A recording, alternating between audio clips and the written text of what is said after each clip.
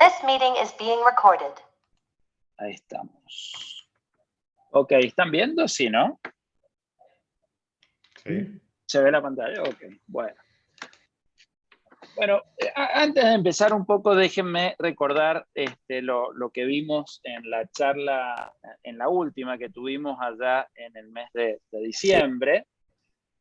Un poco, como siempre, hablábamos rápido del mundo y de Argentina. Del mundo, lo que se veía para este año, si estaba mejor o peor, y era que el mundo se iba complicando. Y en Argentina, básicamente se iba complicando. Acá la tapa de Economist mostraba muy bien qué es. Bueno, el Omicron estaba full en el mundo, todavía no llegaba a Argentina. China se desaceleraba fuertemente y reaparecía la inflación, digamos. Esto obviamente ha perdido un poquito de fuerza, por suerte, pero claramente China se está desacelerando bastante y la inflación es un problema muy importante en el mundo, ¿eh? Y de Argentina decíamos que veíamos tres escenarios.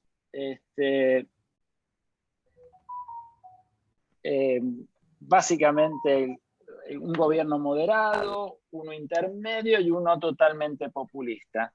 Y las probabilidades que le poníamos a estos escenarios, básicamente el más importante era el B, que le poníamos en 64%, y era el que un poco habíamos desarrollado, digamos, para pensar lo que podía pasar ahora en el 2022, y era una economía al borde de la cornisa. Preveíamos que iba a haber algún acuerdo muy light con el Fondo Monetario, y esto que quería decir muy light, que el gobierno no podía llevar adelante por un tema de credibilidad, por un tema de equipo, ningún tipo de reforma estructural, así que iba a ser muy suave, o muy light, mejor dicho, el acuerdo. Si saltaba el tipo de cambio o se aceleraba la tasa de devaluación, decíamos que al principio se iba a acelerar la tasa de devaluación y después, dependiendo si iba a haber acuerdo o no con el fondo, era que podía haber o no un salto cambiario. Del corralito, uno de los grandes miedos en aquel mes, decíamos que en pesos era muy difícil, pero en dólares había que estar atentos porque se estaban perdiendo dólares y bueno, obviamente la situación del central no era buena. Respecto a un posible plan Bonex, digamos, otro de los pánicos, la verdad que no lo veíamos en el corto plazo posible, pero obviamente dada la magnitud de las LELIQs había que seguirlo mirando, pero que en el corto plazo no iba a pasar. Y después también habíamos analizado la posibilidad de hiperinflación, y lo que yo le había dicho es que como el año pasado la habíamos descartado, este año ya no la podíamos descartar, desgraciadamente, ya había que ver la dinámica porque era muy preocupante. Bueno, con este contexto, un poquito, déjenme entrar a lo que vamos a ver ahora, digamos, en febrero. Del mundo vamos a ver rápidamente cómo está, y de Argentina vamos a ver cómo terminó el 21 y sobre todo nos vamos a concentrar en este posible acuerdo con el FMI, tanto si se da como si no se da. ¿Ok? Empecemos rápido por el mundo. Bueno, acá tenemos un poco lo que se espera que suceda con el comercio internacional. Rebotó muy fuerte el año pasado y se espera que más o menos crezca a un ritmo promedio histórico, o sea que se normalice el comercio internacional. Tanto los países avanzados como emergentes van a estar creciendo en el 22. La novedad es que la brecha entre los dos se achica. O sea, generalmente, ¿qué es lo que uno ve desde hace muchísimo tiempo? Es que los emergentes crecen en una tasa muy por encima de los avanzados, ¿sí? Bueno, esto en el 2022, esta brecha se achicó, es decir, que los emergentes ya no crecen a una tasa mucho mayor que los avanzados. Acá están un poquito las cifras de esto. Fíjense, 3,9 los avanzados y apenas un poquito menos de un punto más las economías emergentes solamente. Y cuando lo vemos en algunas áreas, fíjense, En realidad hay una desaceleración en todas las economías, enseguida vamos a hablar por qué se da esto, pero muchas de las economías en el 22 crecen más que el 2019. El mundo, Estados Unidos, Japón, que le fue muy mal en el 2019, la zona del euro, pero de los emergentes que tenemos acá, fíjense que ambos emergentes, China y Brasil, desaceleran mucho e inclusive crecen menos de lo que habían crecido en el 2019 antes del año de la pandemia. ¿Sí? Acá tenemos básicamente lo mismo, pero tenemos nuestra región, América Latina, donde fíjense que es la región de crecimiento más bajo que hay en el mundo. ¿Sí? Muy, muy bajo el crecimiento de la región nuestra, de América Latina, en el mundo. Y si vemos, esto es un poquito un adelanto de lo que vamos a ver el mes que viene en el anuario, los países comercialmente socios de Mendoza, bueno, todos desaceleran, obviamente, pero fíjense, hay muy poquitos, perdón, no todos, pero hay muy poquitos que aceleran, Japón y España, el resto desaceleran, pero la desaceleración más fuerte se produce en los principales socios que tenemos acá en la región, y es Brasil y Chile. Miren la tasa de crecimiento de Brasil, inclusive esto es hace ya 3 semanas, ha bajado de nuevo, se espera que el año que viene, perdón, que este año crezca solamente 0,3% Brasil. Muy, muy poquito. Y Chile también, digamos, muy, muy poquitito, digamos. La pregunta es, más allá de lo puntual de Chile y de Brasil, ¿por qué el mundo desacelera en el 2020? Bueno, hay varias razones de esa desaceleración. La primera es obviamente la movilidad, digamos, buena parte de la expansión que hubo o del rebote que hubo en el 2021 fue que mejoró la movilidad de las personas, se normalizó la economía y eso produjo un rebote, ya la economía no estaba tan cerrada y por eso subió. Bueno, ese rebote ya se dio, entonces no está en el 2022. Y acá lo tenemos muy claro en Estados Unidos. Fíjense la movilidad, cuando cae en plena pandemia, cómo caen los indicadores de actividad económica, y ahora básicamente se estabiliza esto. El segundo factor es obviamente que hay un reajuste en las cuentas fiscales.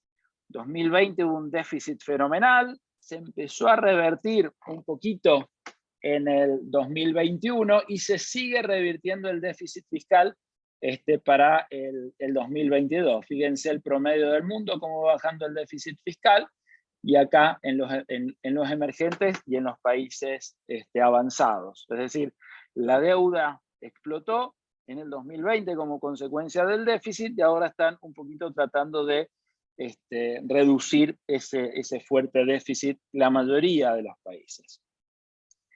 El tercero, y yo diría es el más relevante, el de mayor impacto, es que 2020 se termina el dinero barato, digamos. Este fue un artículo que salió la semana pasada en The Economist. Dice, se termina la época del dinero barato y esto significa mayor volatilidad e incertidumbre económica. Bueno, y se ven muchísimas cosas, sobre todo los activos más especulativos. Miren, acá tienen el Bitcoin, no hace mucho había llegado un poquito menos de 70.000 y hoy está en 36.000, o sea, una caída brutal. Ahora, si vemos a activos no tan volátiles como no sé, la bolsa en Estados Unidos de las empresas que están relacionadas con tecnología, como es el Nasdaq, miren la fenomenal caída que tienen. Y si lo vemos un poco a nivel más general, déjenme borrar esto. Perdónenme, me pasé uno. Acá tienen las bolsas de valores, tanto en los países avanzados, emergentes y en América Latina. Fíjense, digamos, cómo ha empezado a caer.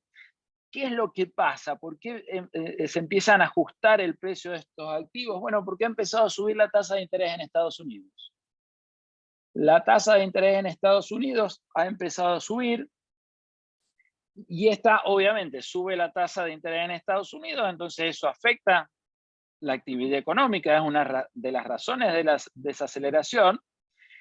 ¿Y por qué está subiendo? Bueno, está subiendo en realidad en la mayoría de los países. La de Estados Unidos es la más relevante porque es la que más influye en la tasa de interés internacional, por así decirlo.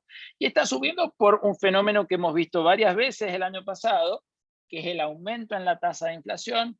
Fíjense los niveles, el promedio histórico está un poquito menos del 3%, diciembre marcó 7% anual. Y si le quitamos todos los componentes estacionales o muy volátiles, como puede ser la energía, el petróleo, bueno, igual está altísimo, 5,5 versus un promedio de 2,3. Es decir, la tasa de inflación es enorme y por lo tanto hay fuertes especulaciones que va a empezar a subir la tasa. De hecho, ya lo ha dicho, ya ha empezado a recortar un poquito la liquidez de los bonos de largo plazo. Si miramos dónde hoy está la tasa de interés en Estados Unidos, descontándole la tasa de inflación, lo que se llama la tasa de interés real, vemos que es negativa y es récord, al menos en esta serie que va desde el 87. Es decir, cuando, no sé, aquellos que lo leen, sé que hay más de uno que acá que lee The Economist, la tapa de hoy, que salió hoy en The Economist, lo que muestra es, la pregunta no es si va a subir la tasa de interés o no, sino que la pregunta es hasta dónde va a subir la tasa de interés. Claramente va a subir la tasa de interés en Estados Unidos, no hay duda. La pregunta es hasta dónde y con qué rapidez, ¿sí? ¿Pasó alguna vez esto y cuáles son las implicancias? Bueno, miren, pasó siempre que subió la tasa de interés en Estados Unidos, siempre que subió la tasa de inflación en Estados Unidos, el Banco Central empezó a aumentar la tasa de interés. Desde el 87, siempre, en todos estos años, sucedió. Y hay un periodo particularmente importante, porque es el que subió más. Hoy está subiendo muchísimo la tasa de inflación. Ahora, hace varios años ya subió inclusive más de lo que ha subido ahora, y eso era a fines de los años 70. Estaba en el Banco Central en Estados Unidos, en la Fed, Paul Volcker, y se enfrentó a esta suba en la tasa de inflación. Miren, del 5%, un poquito menos del 5% anual, llegó hasta el 15%, y después empezó a bajar. ¿Qué hizo el Banco Central para que baje esa tasa de inflación? Subió la tasa de interés. Miren las tasas de interés acá, tanto la de corto plazo como la de los bonos de largo plazo, en términos reales, miren cómo empezó a subir a partir de cuándo. Básicamente a partir de fines del 79. Y a partir de fines del 79 la tasa de inflación empieza a bajar en Estados Unidos. ¿Okay? Una tasa de interés más alta, ¿qué es lo que provoca? Bueno, provoca que la plata se va hacia Estados Unidos porque es un país relativamente con bajísimo riesgo, y si las tasas de interés son mayores, los capitales se van obviamente a ese país, y eso fortalece el dólar. Miren, a partir de principios de los 80, cuando sube la tasa de interés, miren cómo el dólar sube en todo el mundo. Y cuando sube el dólar en todo el mundo, los precios expresados en dólares se caen. Miren el precio de las commodities, cómo se cayó ante la apreciación del dólar en el mundo. Fines de los 80 estaban todas estas commodities en 6 y terminan más o menos en el 82. ¿En qué valores? Entre 80 y un poquito más de 60. Es decir, fuertísima caída de las commodities. ¿Qué pasa hoy? Bueno, hoy el dólar se está fortaleciendo en el mundo, ya han subido todavía poquito las tasas, se espera que suban mucho más, pero ya empezó a fortalecerse el dólar, como estamos viendo acá. Por suerte la soja ha subido. Ahora ha subido por una mala noticia, ha subido por las fuertes sequías, sobre todo en Brasil, también en Argentina la cosecha se va a resentir. Y digamos, acá la pregunta, ¿qué es más fuerte? ¿La subida del precio de la soja o las menores cosechas que van a haber? Bueno, el especialista que tenemos acá en la Fundación Mediterránea, que es Juan Manuel Garzón en Córdoba, sus cuentas dan que más o menos por ahora se están compensando estas dos cosas. Ahora, acá hay dos problemas. El primer problema es si vuelve una ola de calor tan fuerte como la que hubo en enero, o si las lluvias vuelven a escasear, bueno, obviamente la cosecha va a caer más y esto se puede desbalancear. Y la otra es, bueno, las tasas han empezado a subir, pero se espera que sigan subiendo. Entonces, si ante una suba mayor de tasas, si la escasez es la misma y por ese lado no sube el precio, el efecto puede ser que empiece a bajar el precio, entonces nos quedamos con un precio menor y cosecha menor, y ahí tenemos un problema. Por último, para cerrar el mundo, ¿cómo le fue a Argentina cada vez que Estados Unidos subió fuerte la tasa? Miren, acá tenemos todas las veces que, o las últimas, que subió la tasa a Estados Unidos. Acá tenemos el año que empezó la suba de tasa y cómo fue la secuencia los 2 años siguientes. Fíjense, o digamos, ¿qué nos acordamos que nos pasó a los argentinos en esta fecha? 89 hiperinflación, 95 efecto tequila, la convertibilidad no explotó por una cuestión de días. 2000, bueno, sabemos lo que pasó en el 2001, explotó la convertibilidad, y 81 explotó la tablita de Martínez de Oz, ¿sí? Por supuesto, no solamente por este fenómeno, nosotros hicimos varias cosas también complicadas para que estas explosiones sucedieran, pero lo que les quiero decir es que un aumento en las tasas de interés internacionales son un problema. Uno puede ver esta fecha y uno dice, bueno, la última pasó hace cuánto, hace ya más de 20 años. Bueno, veamos una reciente. ¿Cuál es el caso más reciente? Bueno, el caso más reciente, miren, fines del 2017, 2018, miren las tasas de interés. ¿Qué le pasó a Argentina? También, muchas cosas hicimos en el medio, pero en Argentina en ese momento el dólar saltó de 20 a 40 y empezó la crisis fuerte del 2018 y 2019. ¿Ok?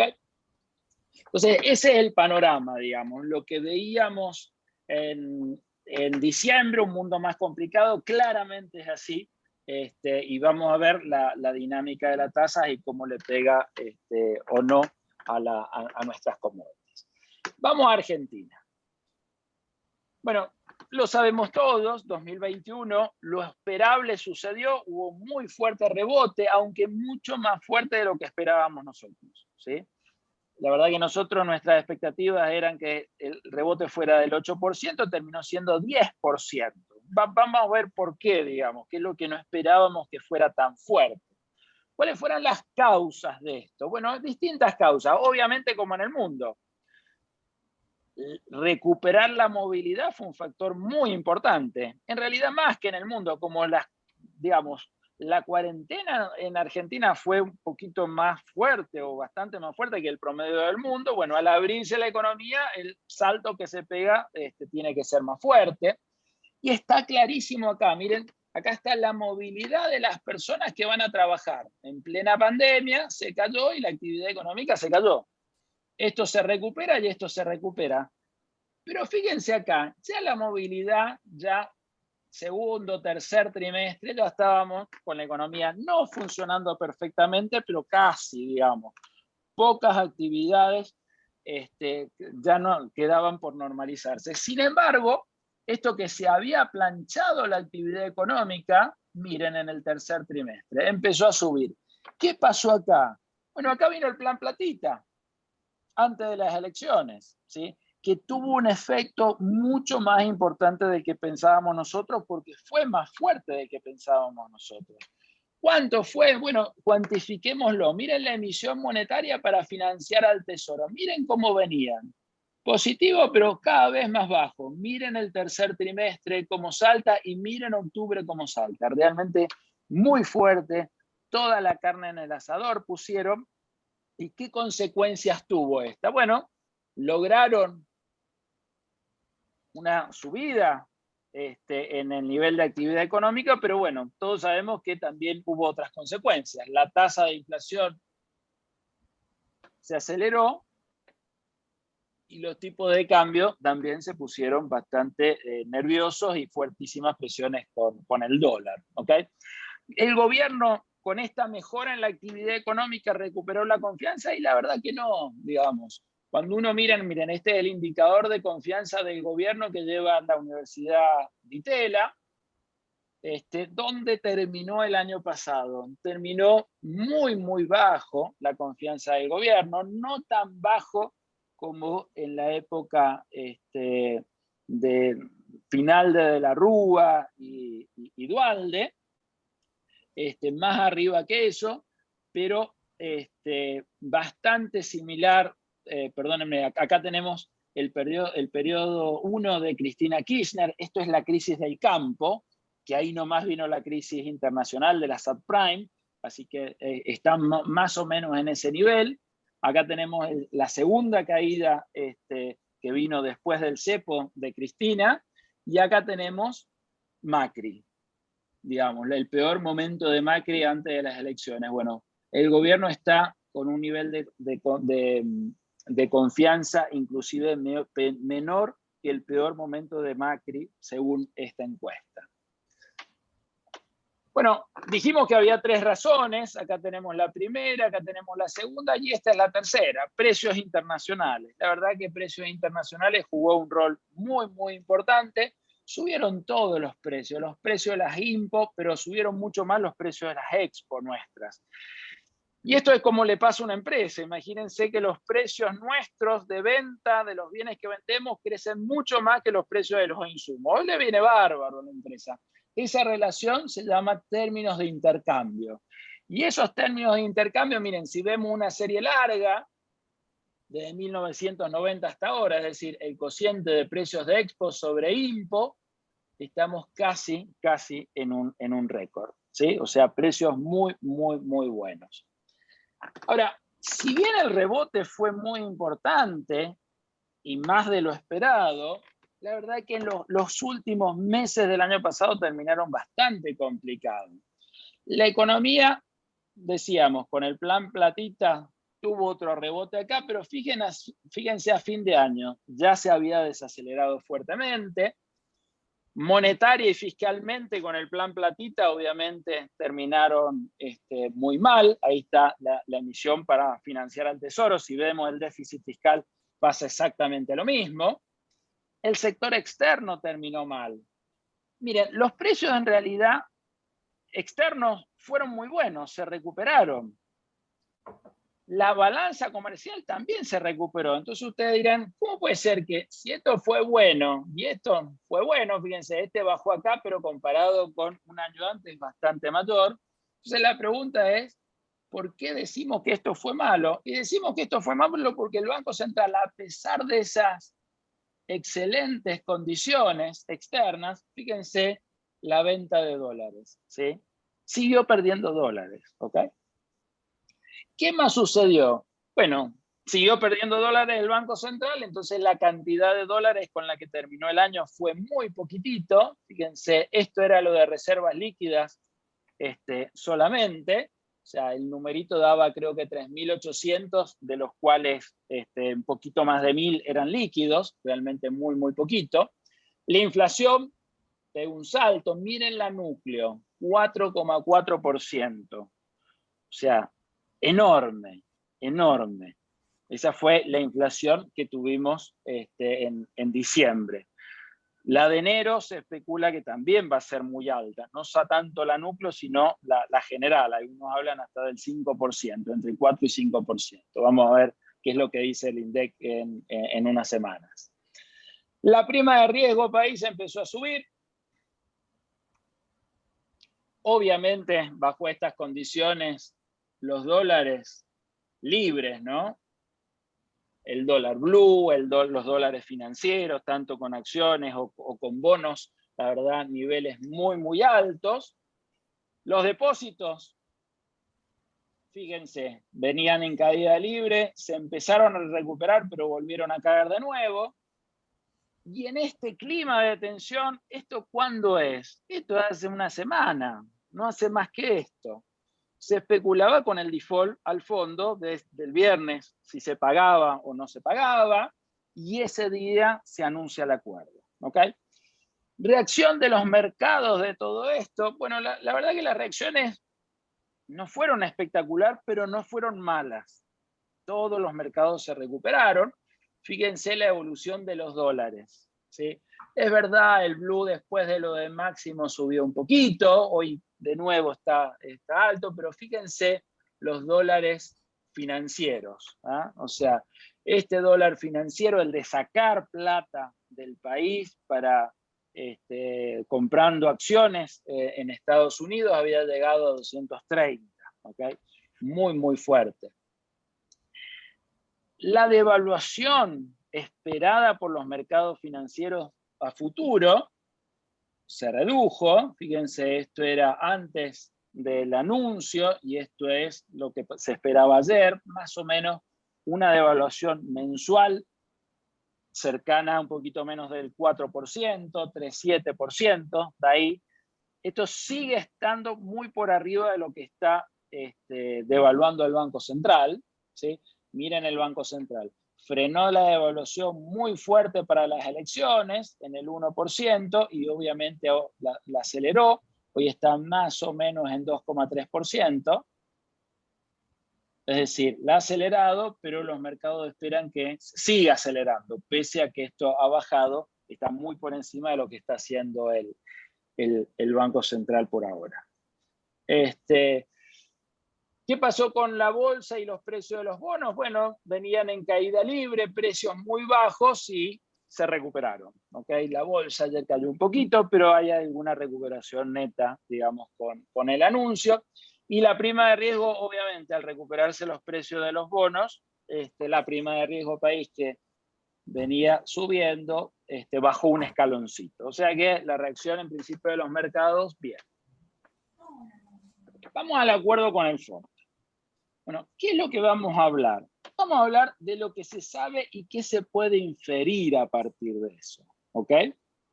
Después vamos a enterarnos si seguramente de más cosas, en el caso que esperemos que se realice el acuerdo, pero vamos a tratar de ver qué escenario se podría esperar a partir de esto, ¿sí? ¿Qué tienen los programas? ¿Cómo se confeccionan los programas con el fondo? Bueno, los programas con el fondo se tratan de confeccionar con lo que se llama consistencia macroeconómica. ¿Qué quiere decir esto? Bueno, lo que quiere decir es que se establecen unas metas y esas metas deben generar un marco macroeconómico que sea coherente con esas metas. O sea, si yo pongo una meta de tanto por ciento fiscal, una meta de tanto por ciento monetaria, no es independiente esa meta de la tasa de inflación que voy a tener, de las tasas de interés, etcétera, etcétera. ¿Ok? Entonces, lo que vamos a tratar de analizar es primero cómo se construyen este marco macroeconómico consistente y sobre todo qué podríamos inferir de este escenario a partir de las metas que se conocen. Bueno, ¿cuáles son las metas que se conocen? Las conocemos todos, las hemos leído, una meta fiscal, una monetaria y metas de reservas. La meta fiscal es un déficit primario, es decir, sin intereses del 2,5 del PBI. La meta monetaria es que el financiamiento máximo que el Banco Central le puede dar al Tesoro para financiar el déficit, como máximo puede ser 1% del PBI. Y una meta de reservas que el Banco Central se comprometería a comprar cerca de 5.000 millones de reservas para fin del 2022.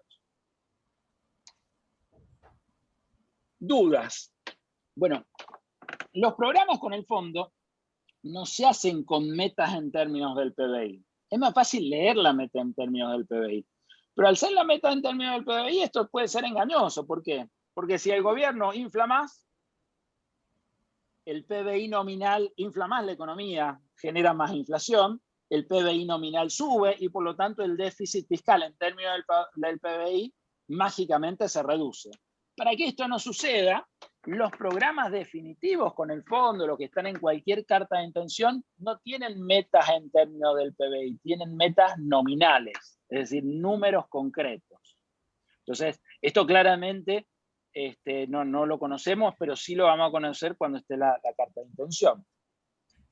Y no solamente eso, están las metas y cómo se van a llegar a esas metas, es decir, las medidas concretas, cuantificadas, de cómo se va a llegar a eso. Obviamente eso tampoco está. ¿Qué más tenemos? Bueno, cuando vemos el déficit primario tiene que ser del 2,5, pero el Tesoro solamente puede emitir 1% del PBI. ¿Qué significa? Que el resto del déficit, entre el 2,5 y el 1%, es decir, ese 1,5 y encima los intereses se tienen que financiar con deuda. Y vamos a ver que eso no es tan fácil de lograrlo. La otra duda es si estas reservas que se tiene que comprometer el Banco Central a comprar son reservas netas o reservas brutas. ¿Cuál es la diferencia?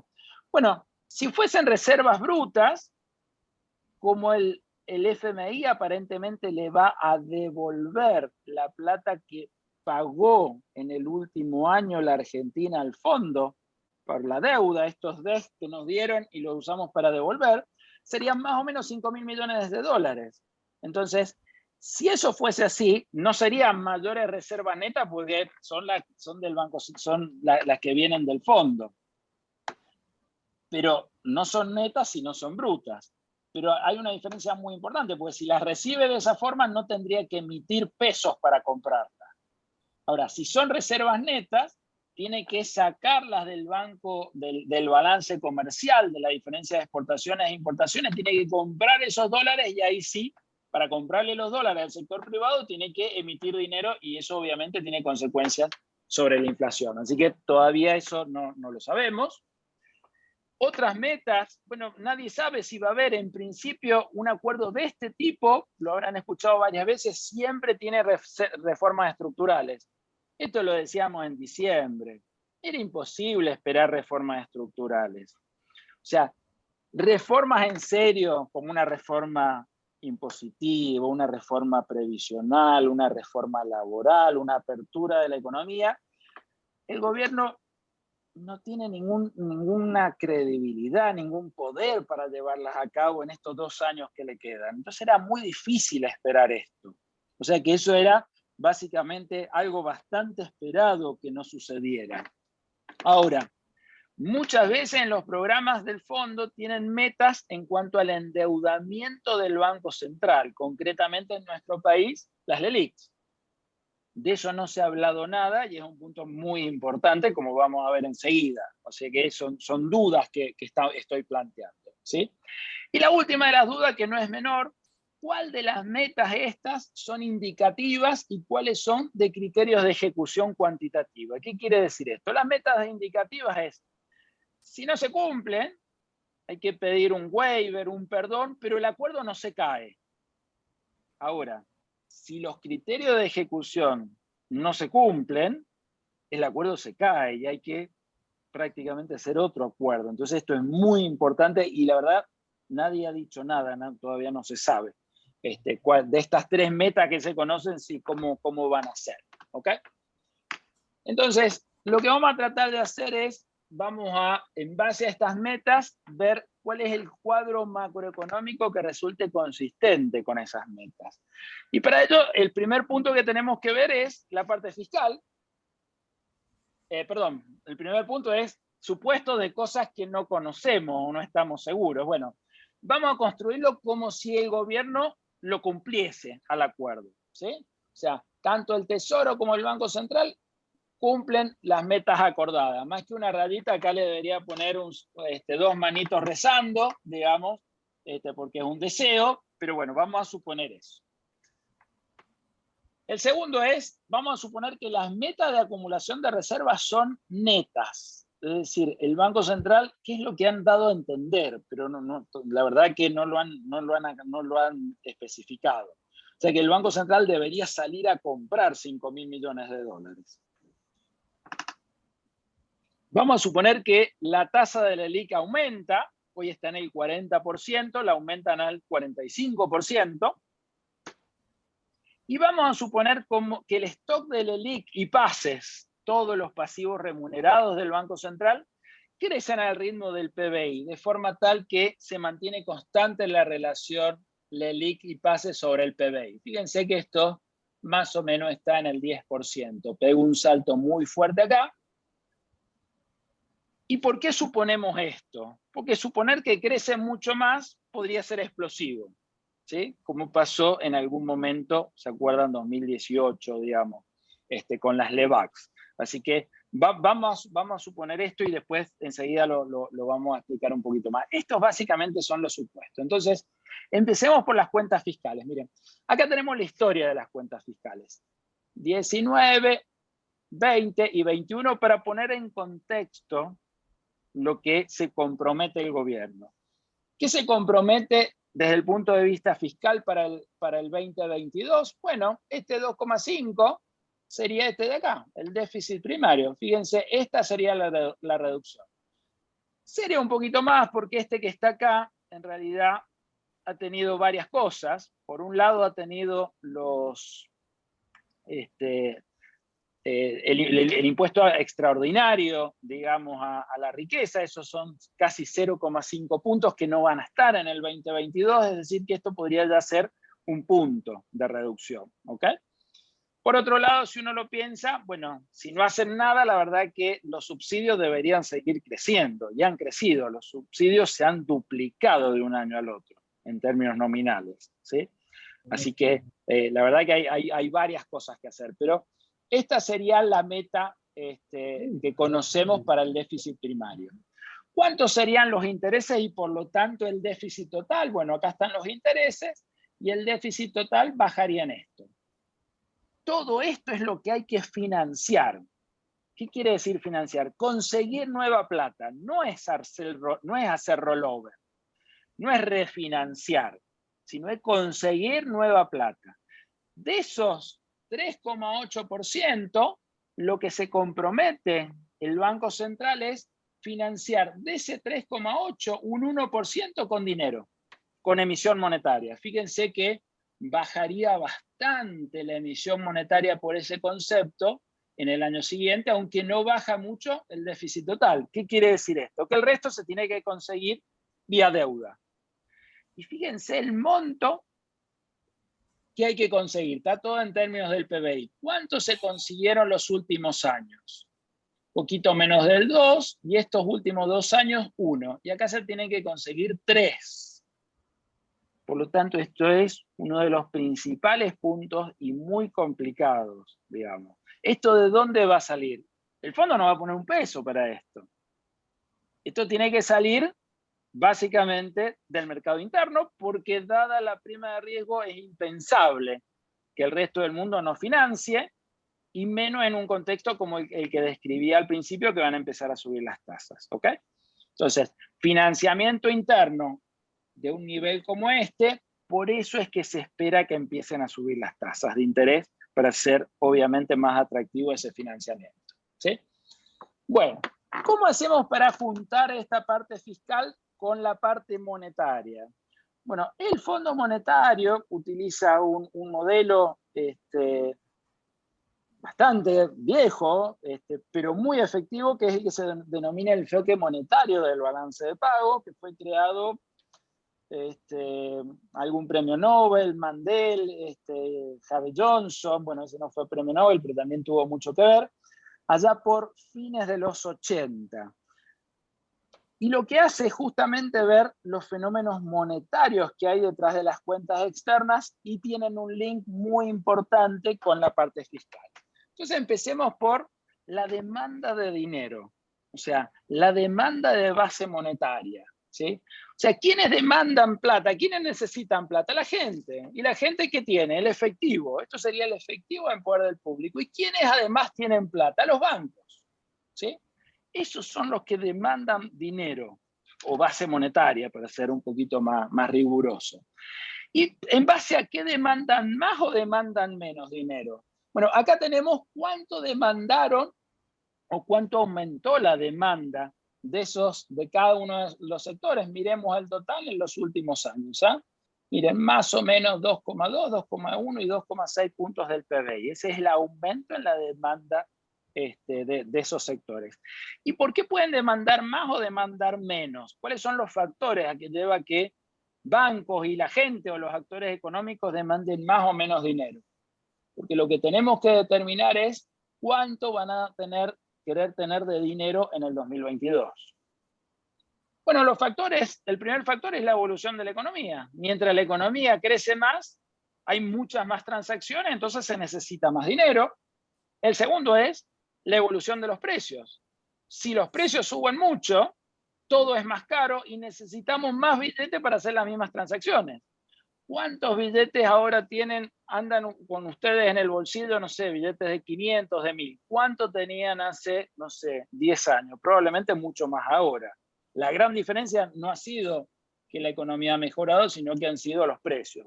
Mientras mayores son los precios, mayor va a ser la demanda de dinero nominal que tienen los agentes económicos. Y por último, la confianza. O sea, si obviamente todo el mundo espera que vengan tormentas, la confianza se cae y nadie quiere tener un peso y la demanda de pesos cae.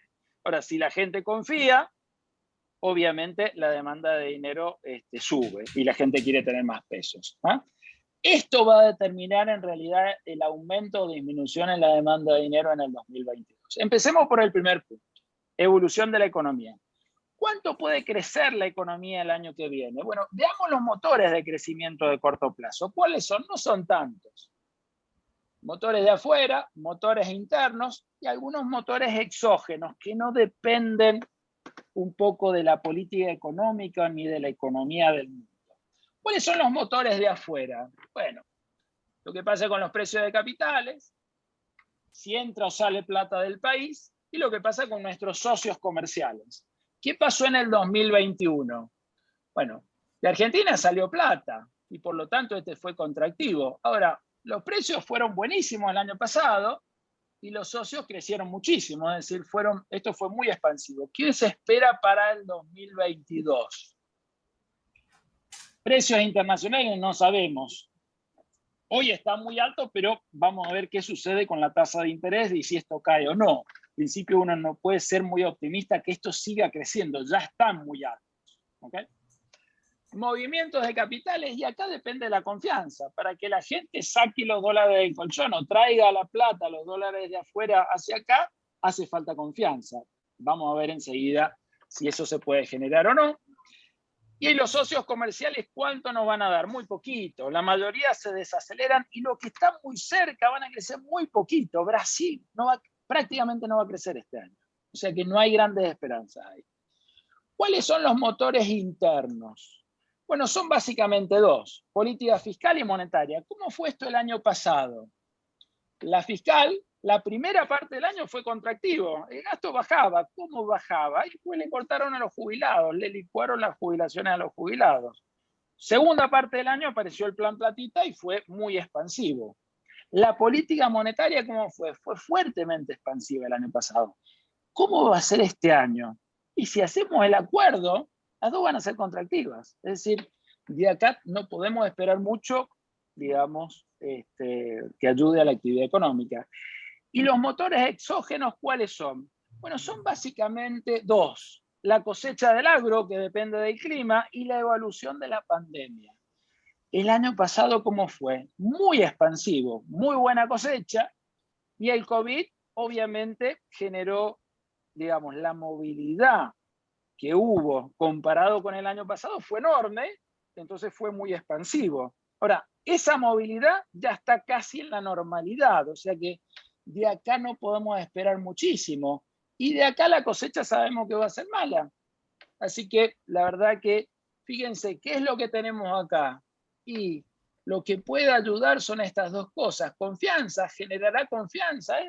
Vamos a ver, creemos que para ser prudente, uno diría al menos estable la confianza, pero generar mucha confianza para que entren capitales parece difícil, y que tengamos mayores precios en el mundo también parece difícil.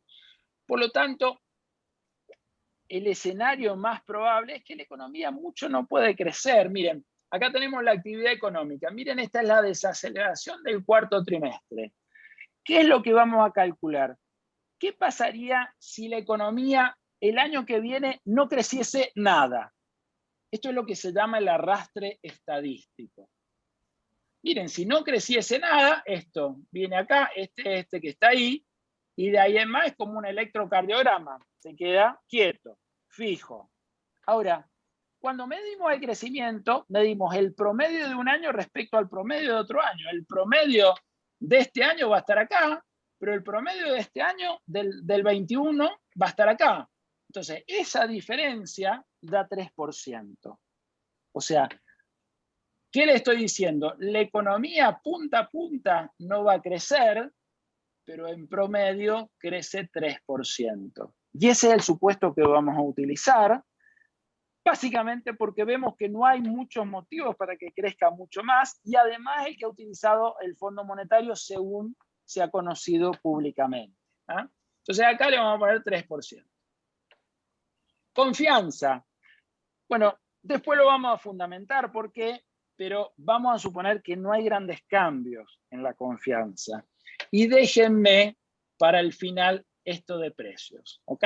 Entonces, ya tenemos una idea de los factores que afectan la demanda-flujo de dinero. Vamos a la otra parte más importante, la maquinita, la emisión, la oferta de dinero, ¿ok? Obviamente, tienen que ser iguales. O sea, oferta tiene que ser igual que demanda, y de hecho ahí tenemos los años anteriores. Ahora, ¿cuáles son los distintos mecanismos para emitir dinero? Si ustedes quieren, las distintas ventanas que tiene el Banco Central para lanzar dinero al mercado y sacar ese dinero al mercado. La primera ventana es lo que se llama el crédito externo, las compras de dólares, ¿sí? En términos del PBI, esto es lo que compró o vendió dólares en los últimos años. ¿Qué se espera para este año? Bueno, acá va a tener que ver obviamente la meta monetaria. ¿Cuáles son las otras ventanas? No compras de dólares, sino lo que se llama crédito interno. Y acá hay varias ventanas. La primera, por supuesto, la suma de todas estas ventanas del crédito interno más el crédito externo da el total, si sumamos esto, da el total de emisión monetaria, ¿ok? Entonces, la pregunta es, ¿qué hay acá? Bueno, acá están las distintas ventanas en pesos, lo que le presta al gobierno, ya lo vimos. ¿Qué más? Lo que saca con la emisión del ELIX, o sea, cuando el Banco Central emite el ELIX o aumenta los pases, saca dinero del mercado, por eso fíjense que esto es negativo, ¿sí? Miren qué fuerte que fue estos 2 años, ¿sí? ¿Qué más? Los intereses de esas LELIQs. Estas LELIQs generan intereses y por lo tanto esos intereses se pagan en pesos y por lo tanto es un factor de expansión monetaria, expansión del crédito interno. Miren los niveles, 3 puntos del PBI de emisión solamente por eso. Y hay otros. El otro generalmente es poquito, salvo acá. ¿Por qué fue tan fuerte acá? Porque acá vendían bonos en dólares para controlar el dólar blue. Se quedaron casi sin nada de eso, así que no es esperable que este año lo utilicen, a ese mecanismo de contracción de dinero. Entonces, vamos al 2022. La ventana del crédito externo va a estar dado por la meta de los 5.000 millones de dólares que tienen que comprar. Tienen que comprar dólares y por lo tanto a los exportadores que les vendan eso en neto de las importaciones, les dan pesos. ¿Ok? Lo que financia el gobierno es este 1%, ¿sí? Es la meta monetaria de financiamiento. ¿Y qué queda? ¿Cuánto puede sacar del ELIX? ¿Cuánto tiene que pagar de intereses? ¿Y cuánto puede contraer o no con este otros? ¿Qué vamos a suponer nosotros? Bueno, de acá, como suponemos que las LELIQs no pueden aumentar en términos del PBI, lo que van a poder aumentar va a ser lo que aumente nominalmente el PBI y eso es lo que van a poder sacar de dinero. Los intereses va a estar dado por la tasa de interés y el nuevo stock de LELIQs, si la tasa de interés sube y las LELIQ nominalmente suben, obviamente los intereses van a subir, y este otro vamos a suponer cero porque difícilmente el fondo le permita vender dólares por atrás del mostrador, por así decirlo de otra forma, y aparte no tiene para hacerlo. Pero antes de eso, en vez de seguir mostrando números sobre el PBI, lo vamos a expresar nominalmente como son en los acuerdos con el fondo, el final, ¿ok? Entonces, no le prestemos mucha atención, después vamos a ver la parte nominal. Acá tenemos todo, esto sería el déficit primario, esto sería la emisión para financiar, el déficit, esto es todo lo que tienen que financiar, o sea, esta es la nueva deuda que tienen que tomar, ¿ok? Y la parte monetaria, bueno, vamos a la oferta flujo, fíjense, este de acá, el gobierno, este de acá, es obviamente este de acá, ¿sí? Este de acá, ¿cuál es? Y este de acá son los 5.000 millones de dólares multiplicado por el tipo de cambio que esperamos, ¿sí? Y esto da, sumando, acá están lo que podemos sacar vía LELIQs, acá lo que tenemos que pagar de intereses, miren cómo sube, ¿por qué? Porque sube el stock de LELIQ y sube la tasa. Entonces, todo esto es lo que se expande la oferta de dinero, que como dijimos recién, tiene que ser igual a lo que se expanda la demanda de dinero. El tema es cómo se convence a bancos y a la gente de aceptar tanto dinero como este. Bueno, habíamos visto que eran tres cosas. Este va a crecer 3%, este no va a cambiar. Lo que va a hacer cerrar esto va a ser la inflación. Y de acá vamos a sacar la consistencia de la inflación de este programa. ¿Qué inflación es consistente bajo estos supuestos de una emisión neta de dinero como esta? La tasa de emisión, la tasa de inflación implícita nos da 53% de promedio y 60% a fin del 2022. ¿Ok? O sea, el programa mantiene una tasa de inflación enormemente alta y por lo tanto enormemente peligrosa también. Ahora, ¿por qué es tan alta la tasa de emisión si el financiamiento monetario del déficit fiscal baja fuertemente? ¿Por qué se mantiene tan alta la inflación? Bueno, veamos los factores de emisión. Esto es lo que baja un factor, que es el factor del gobierno. ¿Cuánto el Banco Central financia al gobierno? Pero hay otros factores. Este no es el único. ¿Cuáles eran estos otros? Los intereses de las LELIQs, la compra de dólares, emisión de pases, por este bajábamos, y esta era la expansión neta. Miren la expansión neta cuando hacemos la cuentita. Esto sube un poquito, entonces es difícil que la inflación baje, si eso sube. ¿Y por qué sube eso? Bueno, eso sube porque van a haber mucho más intereses de LELIQs, porque hay más stock y con más tasa, entonces obviamente los intereses de las LELIQ suben y por lo tanto la emisión por ese lado sube, porque para que no aumente en términos del PBI el stock de LELIQs, va a aumentar las LELIQs, pero en términos del PBI menos de lo que venía aumentando. Cada vez hay menos margen para esto sin fuertes aumentos de tasas. Esa es otra razón. La otra razón, que no están los dólares o los bonos en dólares para vender por detrás del mostrador para controlar el dólar blue.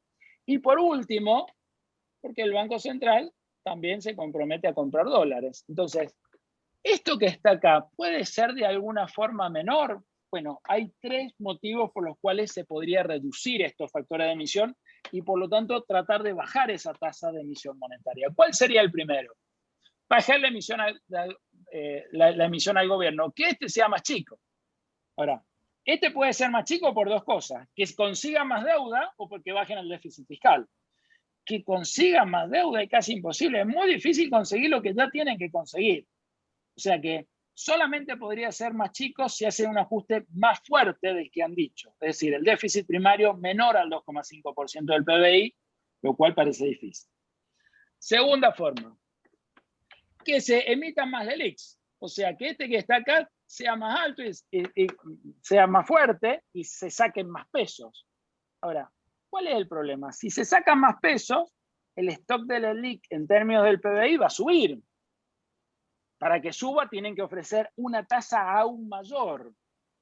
Y si ofrecen una tasa mayor y con mayor stock de la LELIQ, bueno, obviamente estos intereses van a subir.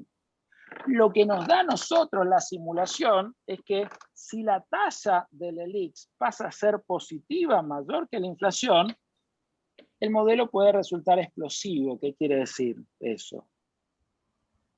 Que queremos contraer, queremos vender más LELIQ, ofrecemos más tasa, pero eso genera más interés, entonces tenemos que generar más inflación y ahí sí tenemos un problema parecido al Bonex. Ese era el problema del Bonex. ¿Por qué hoy no hemos tenido Bonex? Piensen cuánto fue la inflación el año pasado, 50%. ¿Cuánto fue la tasa de las LELIQ? 38. Una tasa negativa. En realidad se licuó deuda de LELIQ con la inflación. Pero si la tasa es positiva, ese mecanismo no está, entonces las LELIQ pasan a ser fuertemente inestables y es un problema. Por lo tanto, esta no es una forma, o al menos no una forma para bajar la inflación. ¿Okay? La tercera, ¿cuál sería? Que no compren las reservas y que sean emisión bruta y no, perdón, acumulación bruta de reservas y no neta. ¿Okay? Entonces, este que está acá podría ser cero o menor y ahí podría bajar un poquito. Ahora, cuando uno ve esto, uno dice, che, bueno, pero la inflación inclusive puede ser más alta que la del año pasado. ¿Para qué lo hacen? Porque la comparación que tenemos que hacer es ¿cómo sería si no se hace nada? Esto es lo que se llama el escenario pasivo. ¿Qué es el escenario pasivo? El escenario pasivo es mantener las mismas condiciones. O sea, supónganse que el déficit en el 2022 no cambie respecto del 2021 y el financiamiento monetario tampoco. ¿Cuál sería la inflación que cierra esto si esto sucediese? 80% en promedio. Y obviamente a fin de año creemos que esa inflación es inestable y puede desembocar una hiper. Y eso era de lo que hablábamos en el escenario de diciembre, digamos, sumamente peligroso. ¿Okay? O sea, el escenario con el que hay que evaluar el programa no es un escenario de estabilidad, no es el escenario del año pasado, es el escenario qué pasaría si no se hace nada. Y si no se hace nada, como están mostrando los numeritos estos, es un escenario muy, muy peligroso y muy inestable. ¿Okay? Y este básicamente es el escenario que el programa busca evitar. No busca evitar otra cosa, no puede hacer mucho más, dadas las condiciones que tiene el gobierno de credibilidad, equipo económico, etcétera, etcétera. ¿Qué implica el escenario base? Bueno, primer desafío, y con esto empezamos a cerrar para ir a las preguntas. Primer desafío, poder alcanzar ese déficit primario de 2,5. ¿Dónde están los lugares para ir? Bueno, obviamente tarifas, digamos, tarifas energéticas, ¿sí? Y las transferencias discrecionales que dio el gobierno fuertemente a las provincias el año pasado. O sea, Mendoza sabemos que no le tocó mucho de eso, después lo vamos a mostrar cuando presentemos el anuario, pero ahí hay dos bolsas importantes. ¿De cuántos son las bolsas? Para tratar de cuantificar, no sabemos qué es lo que van a hacer, no lo han dicho. Pero miren, algunas cuentitas. Un aumento del 50% de las tarifas bajaría el subsidio en un 0,5 del PBI. ¿Ok? ¿Cuántos son estas transferencias discrecionales? ¿Cuántos fueron el año pasado? Alcanzaron un punto del PBI. O sea que trabajando fuertemente en este tipo de cosas, más alguna moratoria que probablemente pueda haber, bueno, podrían llegar a ese 2,5. No parece una locura, pero obviamente hay que hacerlo, es todo un desafío. Segundo desafío. Bueno, conseguir la plata restante, la que no financia el Banco Central. Esto es muchísimo. El 73% del déficit tiene que ser financiado con deuda. O sea, en los años pasados no se consiguió esa plata, muchísimo menos se consiguió. O sea, ese número básicamente o más se financiaba casi un 80% con dinero. Ahora tenemos que financiar 73 con deuda, nueva deuda y solamente en el mercado doméstico. Desafío enorme. Si se consigue, ¿qué quiere decir? Que van a subir la tasa de interés. ¿Qué tasa de interés? La activa, la de préstamo, la de los bonos del gobierno, para incentivar a la gente y eso obviamente le pega a la actividad económica. Ahora, si también suben la tasa de las LELIQs, bueno, ahí hay un problema porque estábamos en lo que decíamos nosotros recién, entramos en ese círculo vicioso de más intereses y eso puede ser estable. O sea que el aumento, perdón, la tasa de las LELIQ sin duda va a aumentar, ¿sí? Pero que sean las LELIQ fuertemente positivas como van a ser las otras tasas, difícil.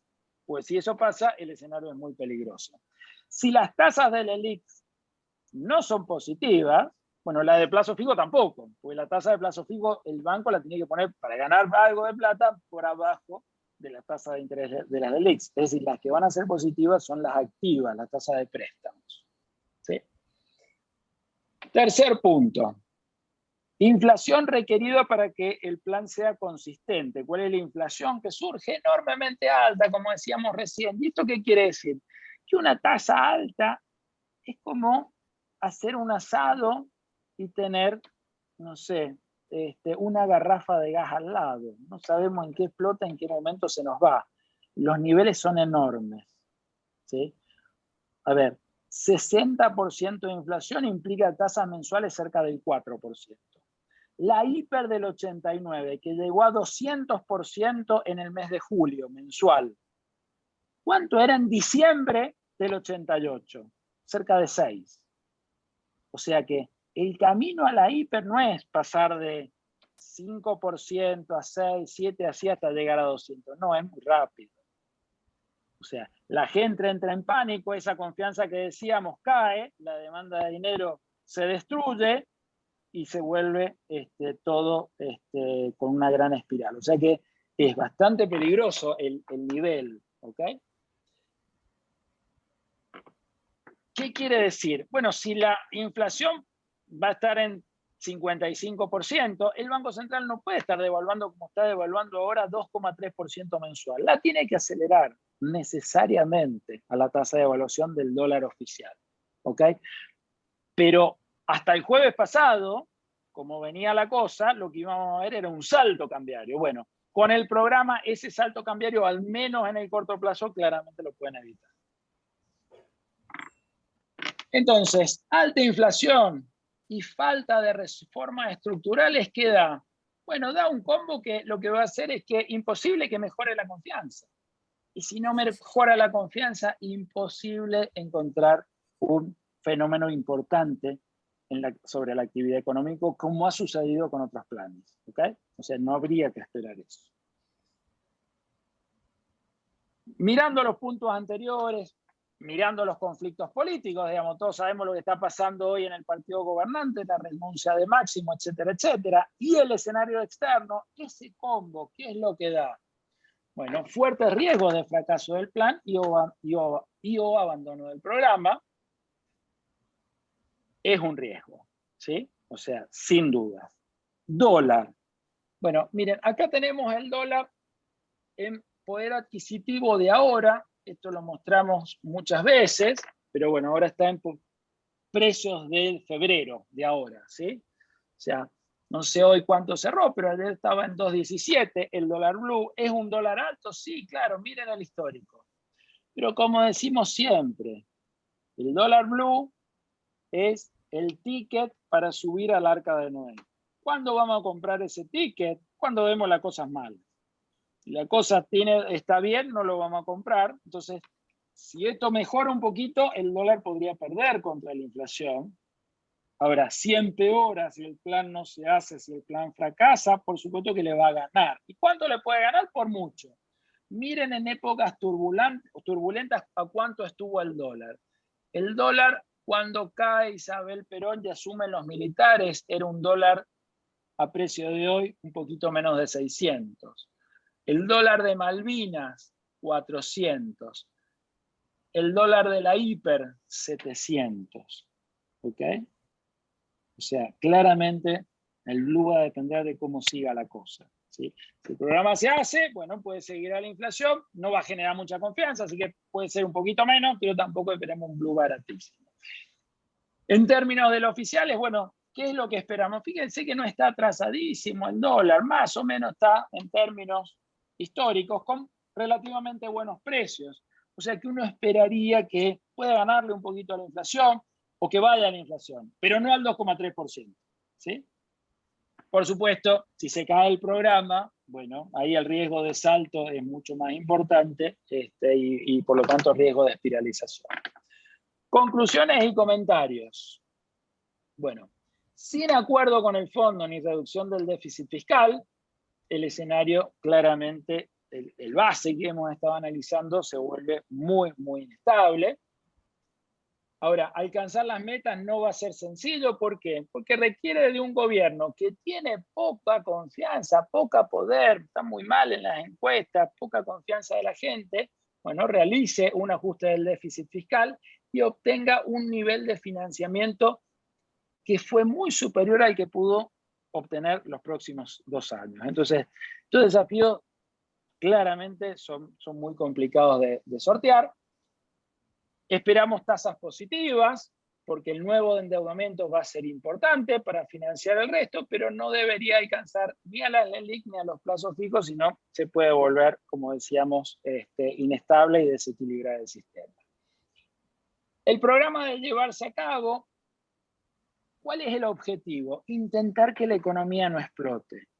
La economía hasta el jueves antes de este preacuerdo, de este anuncio, íbamos en un sendero muy complicado. No se puede decir necesariamente que íbamos a la hiper, pero no lo podíamos descartar ese escenario. Y muy, muy complicado. El programa intenta eso, que eso no explote y se pueda llegar al próximo gobierno, y será el próximo gobierno o el próximo periodo, después de otras elecciones, el que sí podrán hacer algún tipo de reformas estructurales. Este gobierno, como lo decíamos el año pasado, es muy difícil. Cuando cae tan baja la credibilidad, es muy difícil llevar a cabo reformas estructurales. ¿Ok? Entonces, la clave es esa, que sirva de puente para el próximo gobierno y que la economía no explote. Ahora, dado los riesgos y desafíos que dijimos recién, bueno, no está tan claro que esto se pueda lograr.